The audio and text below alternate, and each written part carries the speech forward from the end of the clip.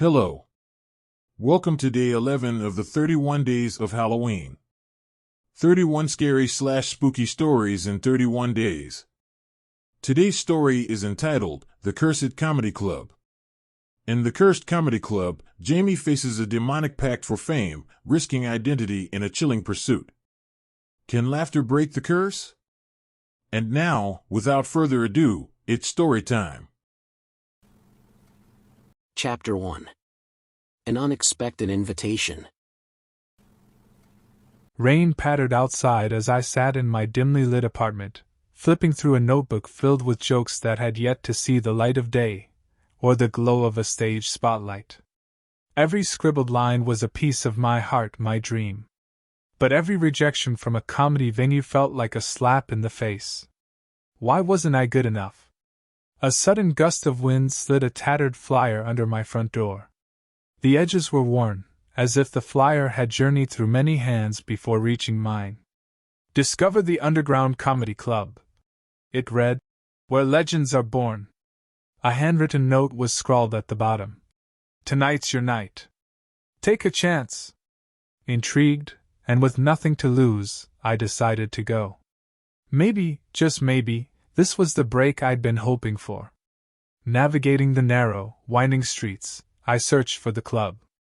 An old, rusted signboard with peeling letters spelling out, Comedy Club, pointed to a seemingly abandoned basement entry.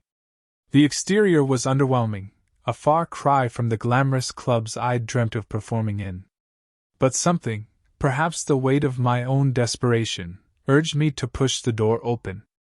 Inside, it was as if I'd stepped into a different world, a world from decades past. Plush velvet curtains draped the walls, and ornate golden trims adorned the ceiling. Rows of vintage wooden chairs filled the space, all leading up to a grand stage. But what captured me most was the spotlight. It wasn't like any I'd seen before. It pulsed with an otherworldly glow, eerily mesmerizing, almost beckoning me forward. The atmosphere was electric with anticipation. My heart raced. I'd come looking for a chance to prove myself, and now, standing on the cusp of the unknown, I wondered if I'd stumbled upon something more than I'd bargained for. Chapter 2. The Bewitching Performance. The hum of voices surrounded me, echoing in the dimly lit room. Each whisper tinged with a sense of foreboding. I watched as the audience settled, their eyes gleaming with expectation. My palms were sweaty, my heart rate erratic. What had I gotten myself into? Before I could dwell on my reservations further, the MC announced the first performer. He stepped onto the stage confidently, capturing every ounce of the audience's attention. As he began his set, I was instantly drawn in. His jokes, though laced with a chilling darkness, were undeniably captivating. The punchlines, though sinister, left the audience in fits of laughter. Their laughter wasn't the kind I'd heard at regular comedy shows. It was deep, guttural, almost hypnotic. The entire room pulsed with an energy I'd never felt before. Seeing the audience's reaction, something inside me stirred, a mix of longing and ambition. I'd come this far, why not take a chance? Pushing aside my doubts, I signaled to the MC, indicating that I wanted a turn. Stepping onto the stage, I was immediately swallowed by the radiant glow of the spotlight.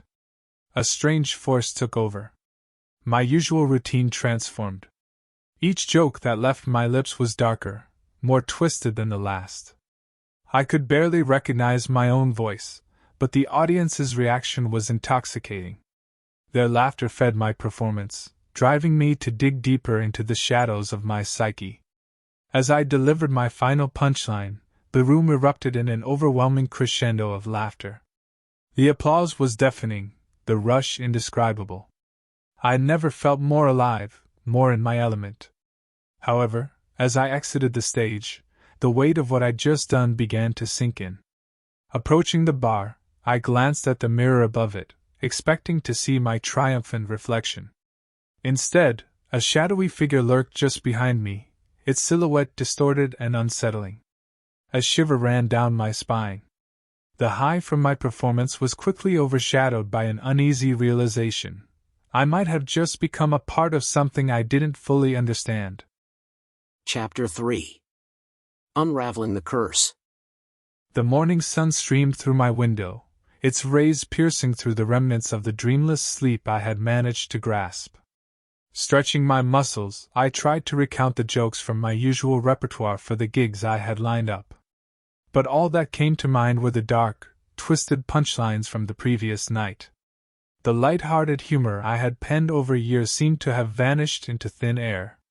Thinking it was merely a side effect of last night's adrenaline, I shrugged it off and headed out to a local comedy club, determined to regain my comedic touch. Yet, as I took the stage, the sinister undertones from the underground club consumed my performance once more. The audience stared back, a mix of horror and disgust painted on their faces. Boos and jeers echoed as I tried to salvage the set, but it was clear, my comedic touch had taken a dark turn. Feeling defeated, I retreated backstage, only to be met by a pair of aged eyes observing me intently. "You've been to the underground club, haven't you?" the elderly man whispered, a grave concern evident in his tone. Taken aback, I nodded. He introduced himself as Old Man Henry, once a star in the comedy circuit but now a mere shadow of his past. With a heavy sigh, he began recounting tales of the Cursed Club. He spoke of a demonic entity that lurked within its walls, ensnaring performers with the promise of unparalleled fame. But the cost was one's soul. Henry's voice trembled as he spoke of friends, brilliant comedians, who had vanished without a trace after being ensnared by the club's curse. As night fell and our conversation ended, I returned home, the weight of Henry's words pressing down on me. Lying in bed, the shadows in my room seemed to come alive, whispering the dark jokes I had unwillingly become familiar with. Visions of the shadowy figure from the club played on loop in my mind, growing more vivid and disturbing with each passing second. It was clear, I wasn't just dealing with a change in comedic style. I was trapped in the throes of a curse, one that threatened to consume my very being. The lines between reality and the sinister world of the underground club began to blur, and I found myself teetering on the edge of an abyss, desperate to find a way out. Chapter 4. The Sinister Audience. The cold wind nipped at my face as I found myself standing once more outside the nondescript entrance of the Cursed Club. With a deep breath, I pushed open the door, half expecting the same intoxicating laughter to greet me. But the room was silent, the chairs empty, with only the faintest hint of that otherworldly spotlight illuminating the stage. As I walked down the aisle, an unsettling feeling crept over me. The silence was shattered by sporadic chuckles, growing louder and more frequent.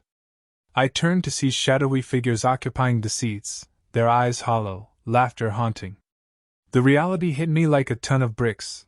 These were the lost souls, trapped in a perpetual state of dark amusement. A translucent figure, distinguishable from the rest, approached the stage. The ghostly apparition looked familiar, a comedian whose disappearance years ago had made headlines. He recognized the panic in my eyes and whispered, "You're not one of us, yet." Before I could muster a response, he continued, "The entity feeds on us, on our souls, our humor. But it's not invincible. There's a way out."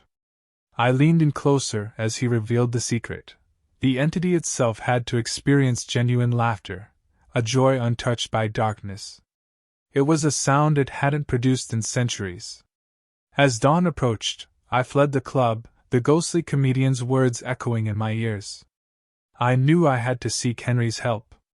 We pored over ancient texts, seeking comedies and rituals from forgotten eras, hunting for that elusive joke or gesture that might tickle the dark heart of the entity. Nights turned into days as we delved deeper into comedic history, unearthing humor from cultures long gone. All the while, I couldn't shake off the feeling of being watched, of time running out. But the hope of finding a way to break the curse kept me going. Every laugh, every chuckle in our research was a potential key to salvation. I had to believe that somewhere in these pages lay the secret to setting the lost souls free, and saving myself from a fate of eternal darkness. Chapter 5. The Final Descent. The cursed club's atmosphere weighed heavily upon me, like a shroud of suffocating darkness, intensifying the ever-present dread. Gone was the faint glimmer of hope. In its place, an overwhelming sense of despair loomed large. The souls in the audience seemed more restless, their ghostly laughter tinged with an eerie melancholy, echoing the void within me. Every step I took towards the stage felt like wading through a thick, treacherous mire. The spotlight, once a beacon of hope, now resembled the gaze of a predator, cold and relentless. Somewhere, hidden in the veil of shadows, the entity lurked, its hunger palpable. I delved deep into the most ancient and forbidden comedies, my voice quivering as I recited jokes and tales, each darker than the last. The audience's haunting laughter grew louder, feeding the entity's insatiable appetite. It reveled in my desperation, pulling me further into its malevolent grasp with every passing moment. Amidst the whirlwind of dark humor, a distant memory flashed, a joke, simple yet poignant, from a time before the weight of the world had crushed my spirit. But as I tried to cling to it, to weave it into my performance, it slipped away, lost amidst the overpowering gloom of the club. The entity's presence grew stronger, its form becoming clearer, a swirling mass of shadows and despair. As the climax of my performance approached, rather than a release, I felt an oppressive force pulling me down, binding my soul to the cursed club forever. The laughter of the lost souls grew distant, fading into a chorus of mournful wails. The realization hit hard: there would be no escape, no triumphant end. The club, the entity, and the endless sea of dark humor were now my eternal prison, a testament to the cost of ambition and the relentless pursuit of fame. That was a twist at the end there. Anyway, leave your thoughts about the Cursed Comedy Club below. See you tomorrow for day 12 of the 31 Days of Halloween Scary/Spooky Stories.